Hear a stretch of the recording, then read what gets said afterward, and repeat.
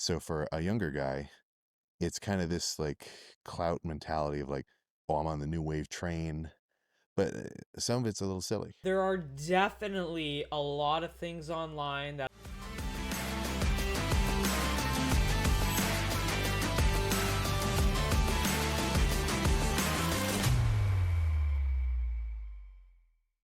What is up, guys, and welcome back to the channel. In today's video, we are going to be reacting to Sam Sulick's thoughts on science-based lifting. This video has been up for a while, but I never got a chance to come around and react to it, so I'm going to be giving you my thoughts on what Sam thinks about science-based lifting, and we're watching this on Chris Williamson's podcast, so let's get right into it. Science-based stuff at the moment. I think there's people who are gimmicky about it and make it a thing because they know it's like because an older person or an older guy who works out is going to stick to the basics that he know works for him, which is sweet.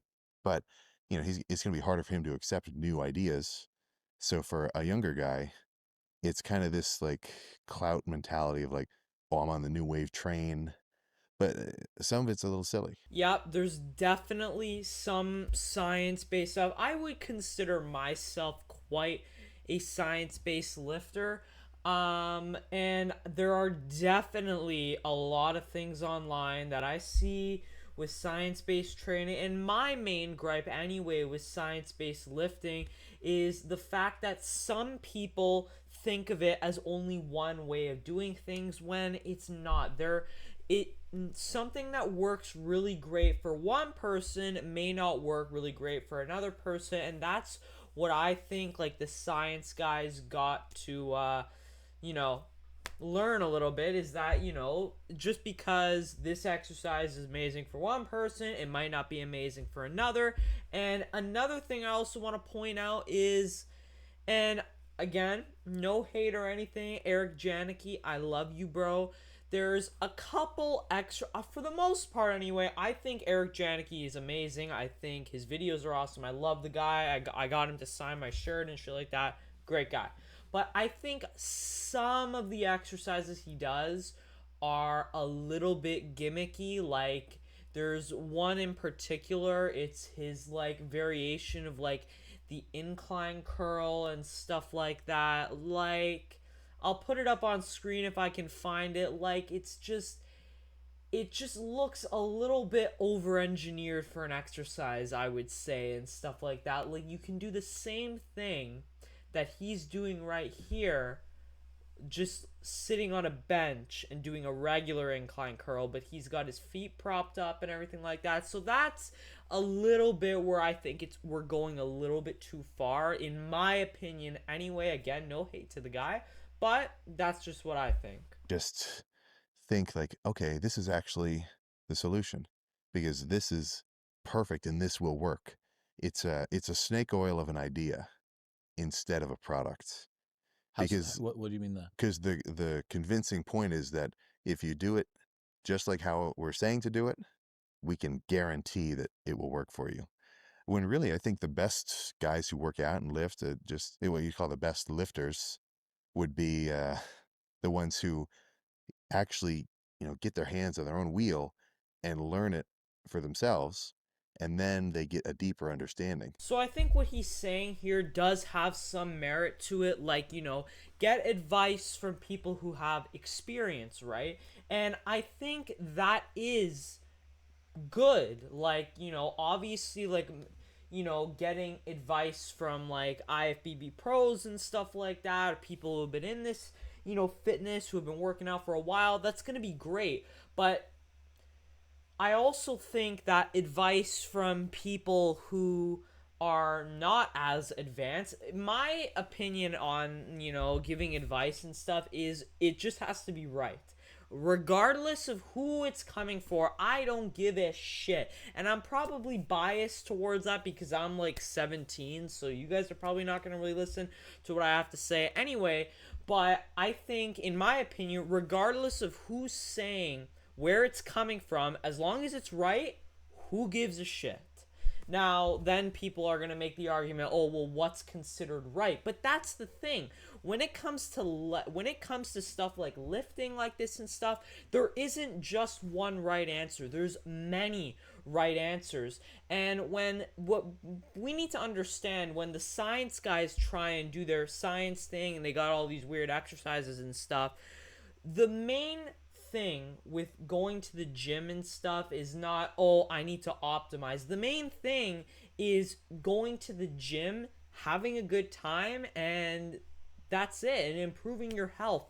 Now, doing these optimized exercises or whatever, are they maybe marginally better? Sure, but that's not to say that like standard, you don't have to do behind the back cable curls because it stretches the bicep more.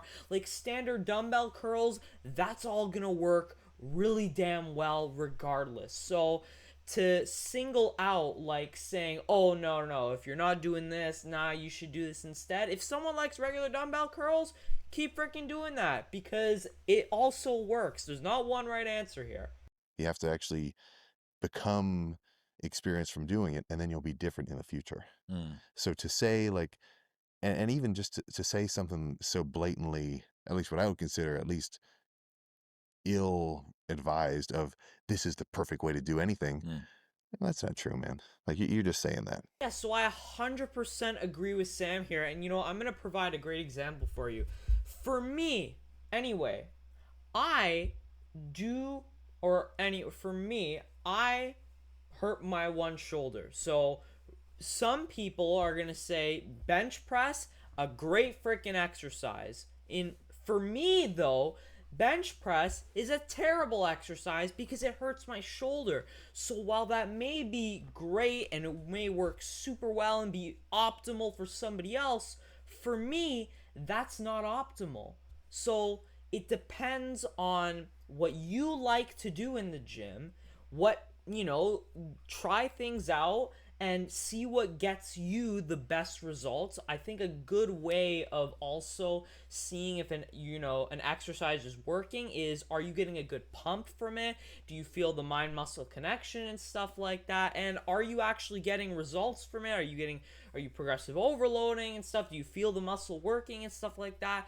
Like, all these things are very individual. So just because one exercise may be better for somebody doesn't mean it's going to be better for everyone. Now, the stretch literature, I think, is very convincing. And if the stretch bias exercises, if you can do them effectively, I do think they will give marginal extra gains compared to maybe stretch bias exercises. But again, like, let's say you can't, for whatever reason, you can't go that deep, or the exercise is uncomfortable, then that's not optimal for you.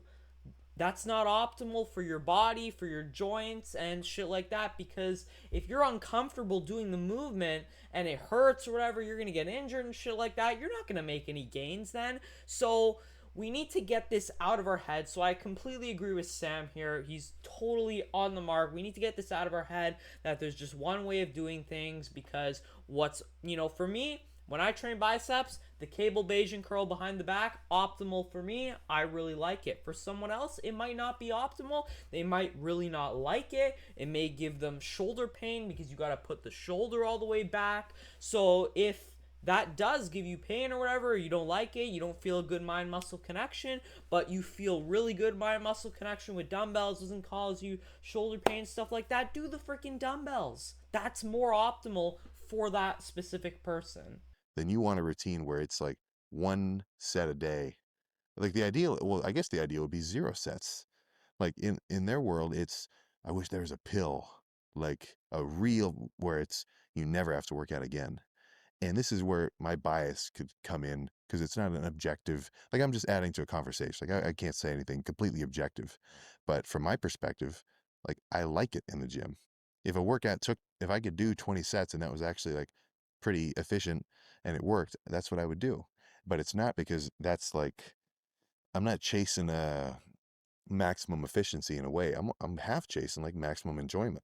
because I like to be in the gym. If you don't enjoy the workouts you're doing in the gym, then by definition, your training is suboptimal. So I really like this as well. It's like maybe you also, yeah, you don't enjoy these stretch bias movements. Don't freaking do them.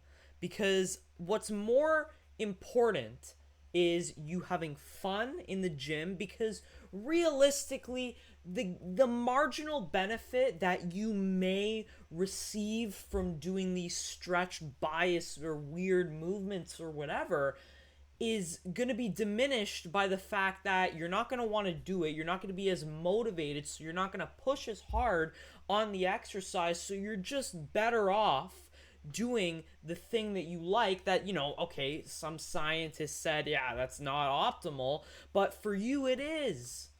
So keep freaking doing it. So I really like this, man. I am in pretty much total agreement with Sam on this, and honestly, he couldn't have said it better here. Another thing, for me anyway, is like, you know, science-based lifting says you don't have to train to failure. Pfft, you think I'm listening to that? No, training to failure. If I had to go to the gym and leave rep, like, I just can't physically do it, man. I can't leave reps in the tank. It feels so wrong. And, you know, maybe, you know what, the science says that's not optimal. I don't care. For me, that shit is optimal because I enjoy it. I enjoy the effort and pushing myself beyond, and that's fun for me. So for me, training every set to failure, going all out, that's what I like to do. Doing drop sets, pushing my body past its limits. I don't want to sit there and leave like 2 reps in the tank. That would be the easiest shit ever. Like, it's just not fun. I just don't get that adrenaline, so not fun for me anyway. So for me, that's not optimal. Now maybe you know, whatever, you like doing that and you have a blast in the gym, you know, training 2 reps from failure and shit like that, by all means. But for my goals and what, you know, how I enjoy training, not optimal.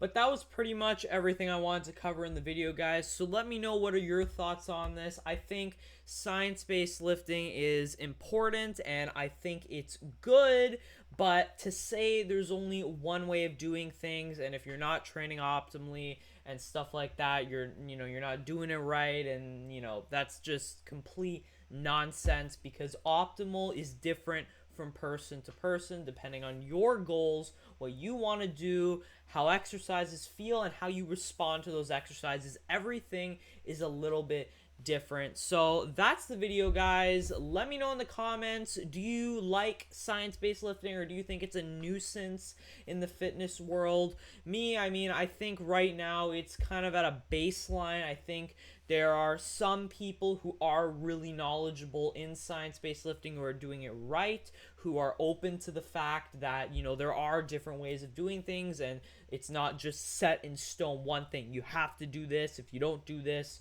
it's bad or whatever. But then I think there are an equal amount of people, like Sam was saying, who are like, you know, yeah, and like, they're like, yeah, you got to do this shit. And also, again, like I mentioned before, like, kind of change in exercises, in my opinion, just for the sake of them looking different and stuff like that. I brought up Eric Janicki. Now, I do think some of the variations he does are actually really good, like his tricep press downs where he's on the incline bench. I think that is absolutely fantastic. I think for me anyway, feels really good, but some of them, yeah, I'm bordering on here. But again, it's just my opinion. Let me know what you guys think in the comments down below, and I will see you in the next one. Peace.